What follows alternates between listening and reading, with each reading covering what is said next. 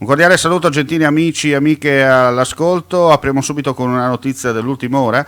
Una donna di 62 anni di Trieste è stata trovata senza vita nella spiaggia di Grignano.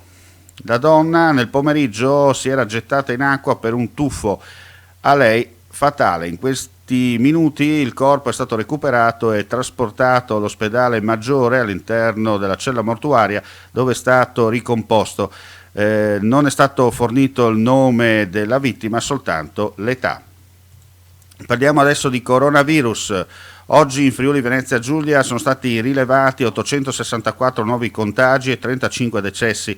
Lo ha comunicato il vice governatore Riccardo Riccardi. Le persone risultate positive in regione dall'inizio della pandemia ammontano in tutto a 27.963, di cui 6.693 a Trieste, 12.111 a Udine, 5.309 a Pordenone, 3.513 a Gorizia, alle quali si aggiungono 337 persone da fuori regione.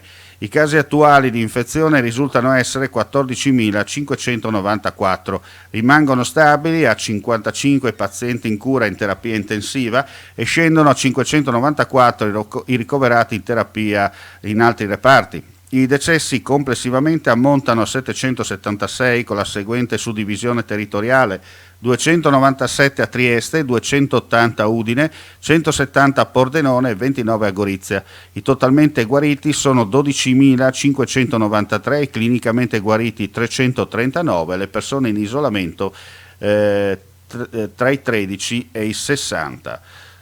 Cambiamo argomento per dire che in un breve incontro informale di ringraziamento è stata presentata oggi l'importante donazione dell'associazione Un Canestro per Te alla struttura semplice dipartimentale di medicina fetale e diagnostica parentale del Burlo Garofolo di Trieste, che ha permesso di acquistare un congelatore di modello avanzato particolarmente utile a supportare numerosi progetti di ricerca. Andiamo a concludere con una notizia da Udine per dire che l'amministrazione comunale comunica che in via Cividale dal 29 novembre al 5 dicembre prossimo la disciplina della circolazione stradale subirà delle modifiche per il completamento dei lavori di realizzazione della nuova rotatoria. Nello specifico, nel tratto compreso tra il civico 159 e via Carletti sarà progressivamente istituito il divieto di sosta temporaneo, zona rimozione coatta, per ogni categoria di veicoli su ambo i lati della carreggiata nel tratto interessato dai lavori. La carreggiata subirà un restringimento in modo tale che la rimanente parte percorribile risulti di ampiezza non inferiore a 3,5 metri per ogni corsia di marcia.